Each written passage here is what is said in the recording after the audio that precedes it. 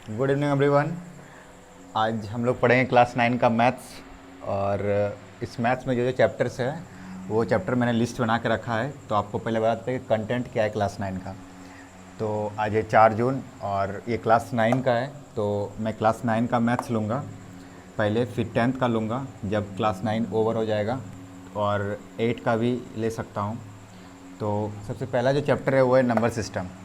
ये जो number system है इसमें हम लोग नंबर्स के बारे में पढ़ेंगे, बहुत सारे real number, rational number, irrational number, sorry. उसका आता है पॉलिनोमियल, ये थोड़ा डिफरेंट है। और अब आते हैं पॉलिनोमियल में। तो पॉलिनोमियल में हम लोग वेरिएबल्स के बारे में पढ़ेंगे कि वेरिएबल कैसे वैल्यू निकालते हैं, उसका जीरोज़ कैसे निकालते हैं, वगैरह वगैरह। फिर आता है आपका lines and angle. Lines and angle ये भी थोड़ा डिफरेंट चैप्टर है। इसमें हम लोग लाइंस के बारे में, रेज के बारे में, लाइन सेगमेंट के बारे में, उससे रिलेटेड एंगल के बारे में हम लोग पढ़ते हैं। तो एंगल बहुत सारा आपको पता होगा। ये चैप्टर आप 11 स्टैंडर्ड 7 में भी पढ़ चुके होंगे। तो लगभग लगभग सेम है, बस थोड़ा बहुत डिफरेंट है। उसके बाद आपका ये चैप्टर आता है ट्रायंगल। ये चैप्टर आपका कंप्लीट होना चाहिए, तभी आप ये ट्रायंगल के इस चैप्टर, एक दूसरे से ये दोनों आपस में इंटर रिलेटेड है। आपका ये चैप्टर क्लियर होना चाहिए, तब जाके आप इस ट्रायंगल चैप्टर को अच्छे से समझ पाइएगा। क्योंकि ट्रायंगल में जब भी आप ट्रायंगल बनाते होंगे तो इसमें क्या है, लाइन है, और सपोज़ ये एक ट्रायंगल है। तो इस ट्रायंगल में आपको क्या मिलता है, ये एक लाइन सेगमेंट है, ये एक लाइन सेगमेंट है, और ये एक लाइन सेगमेंट है, और ये सब इनके एंगल्स है। तो हम लोग रिलेटेड टू क्या पढ़ेंगे, एंगल से, और लाइन से हम लोग लाइन सेगमेंट भी पढ़ेंगे। तो आपको ट्रायंगल चैप्टर में ये दोनों आपस में रिलेटेड है। कोऑर्डिनेट ज्योमेट्री, ये हम लोग बिल्कुल थोड़ा अलग पढ़ते हैं। इसमें हम लोग क्या करते हैं, किसी भी पॉइंट का कोऑर्डिनेट को लिखते हैं एक्स कॉमा वाई के टर्म पे। तो ये जो है ये कोऑर्डिनेट में है। हीरोज फार्मूला, ये जस्ट एक फार्मूला दिया गया है ट्रायंगल का एरिया निकालने के लिए कि आप ट्रायंगल का एरिया, जनरली हम लोग ट्रायंगल का एरिया कैसे निकालते हैं, half into base into height से हम लोग जनरली ये निकालते हैं। लेकिन अगर आपके पास ये हाइट नहीं रहेगा तो आप लोग क्या कर सकते हैं, कैसे करेंगे। आपको अगर पता नहीं होगा कि बेस क्या है, हाइट क्या है, तो आपको ट्रायंगल का एरिया निकालने के लिए ये वाला दिया गया है।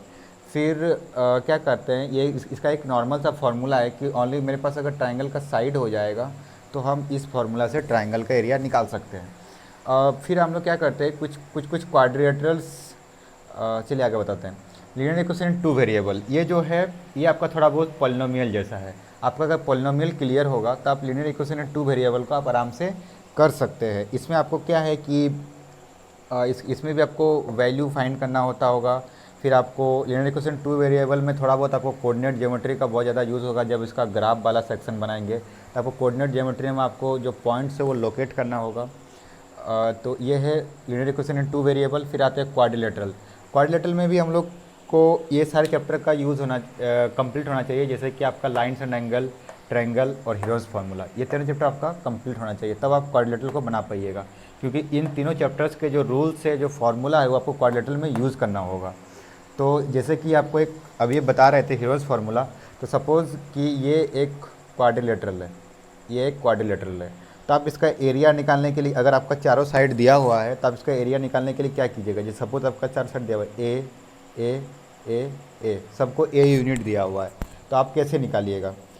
सॉरी, फिगर थोड़ा ये स्क्वायर बन गया, तो सपोज़ इसको बी मान लेते हैं, तो ऐसे बना हुआ है, तो आप इसका कैसे निकालेंगे। सब हम लोग क्या करेंगे, इसको ऐसे करके ये निकालेंगे, और फिर कुछ करेंगे कि ये साइड निकालेंगे, फिर क्या करेंगे, इसको हीरोज फार्मूला से इसका एरिया निकालेंगे, हीरोज फार्मूला से इसका एरिया निकाल देंगे, फिर दोनों को ऐड कर देंगे।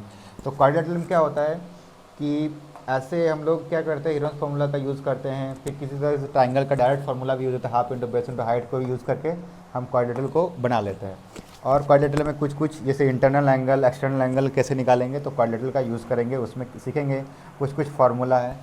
उसके बाद हम लोग आते हैं इस वाले टॉपिक पे, area of parallelogram and triangle. ये फुल्ली आपका कंस्ट्रक्शन पे बेस्ड है, एंड आपको कुछ कंस्ट्रक्शन करना होगा। उसके अलावा आपको कुछ फार्मूलाज है जिसको आपको याद करने होंगे, जिससे आपका डायरेक्टली पैरेललोग्राम का एरिया निकल जाएगा, ट्रायंगल का एरिया निकल जाएगा। ठीक है, अब आते हैं सर्कल पे। ये अपने आप में बहुत इंपॉर्टेंट चैप्टर है। ये जो कोऑर्डिनेट ज्योमेट्री है, जनरली कोऑर्डिनेट ज्योमेट्री का शायद थोड़ा बहुत यूज हो सकता है सर्कल में, नहीं तो ये भी फार्मूला बेस्ड है और ये ट्रिकी बेस्ड है, आपको थोड़ा बहुत दिमाग लगाना पड़ेगा। कुछ कुछ फार्मूला, सर्कल का एरिया, सर्कल का रेडियस, सर्कल का डायमीटर, सब कैसे निकालेंगे। फिर आपका आता है कंस्ट्रक्शन, ये आपको अपने ड्राइंग कॉपी में बनाना है विथ प्रॉपर टूल्स को यूज़ करके। तो मैंने बताऊंगा कि कैसे कैसे बनाएंगे हम लोग 90 डिग्री, 60 डिग्री, जो पॉसिबल डिग्रीज़ है उसको कैसे बनाएंगे। उसके अलावा हम लोग ट्रायंगल कैसे कंस्ट्रक्ट करेंगे, किसी क्वाड्रेंट को कैसे कंस्ट्रक्ट करेंगे अगर उसमें गिवन इन्फॉर्मेशन दिया हुआ है तो। उसके बाद फिर सरफेस एरिया एंड वॉल्यूम, ये आपस में बहुत बड़ा भास्ट चैप्टर है, इसमें बहुत सारे फार्मूलाज है। एरिया कैसे निकालेंगे, वॉल्यूम कैसे निकालेंगे, अलग अलग शेप का, जैसे कि क्यूब आया, क्यूबॉइड हुआ, फिर आया आपका कोन आया, फिर आपका सिलेंडर आया, आप उसके curve surface area, total surface area, volume, ये सब कैसे निकालेंगे। आपका आता है उसके बाद स्टैटिस्टिक्स, ये भी एक बिल्कुल अलग है, बिल्कुल डिफरेंट है, इन लोगों से बिल्कुल डिफरेंट है। और प्रोबेबिलिटी, ये आपस में भी, ये प्रोबेबिलिटी को हिंदी से हम लोग प्रायिकता बोलते हैं, और ये दोनों आपस में बिल्कुल डिफरेंट है। तो जब बताऊंगा तो आपको समझ में आएगा कि ये दोनों क्या है, कैसे करते हैं। इसमें हम लोग ताश मतलब प्लेइंग कार्ड्स जो होते हैं उसके अलग अलग ट्रिक दिए होते हैं, डाइस के ट्रिक्स दिए होते हैं बहुत सारे। स्टूडेंट्स के, जैसे कि स्कूल के students, number of question, number of correct question, incorrect question के प्रोबेबिलिटी निकालने को कहे जाते हैं। तो प्रोबेबिलिटी में लोग ये सब पढ़ेंगे। तो ये जो सारे चैप्टर्स है, ये चैप्टर को हम लोग क्लास 9 में, इतने ही सारे चैप्टर्स है, और इन्हें चैप्टर को ख़त्म करने में जितना भी टाइम लगेगा, हम जैसे नंबर सिस्टम है, जैसे पॉलिनोमियल है, और सपोज लाइन्स एंड एंगल का बात करते हैं, तो लाइन्स एंड एंगल का बात करेंगे तो इसमें हम लोग सबसे पहले डेफिनेशन पे आएंगे, क्योंकि आपको बेसिक जानना बहुत ज़रूरी है।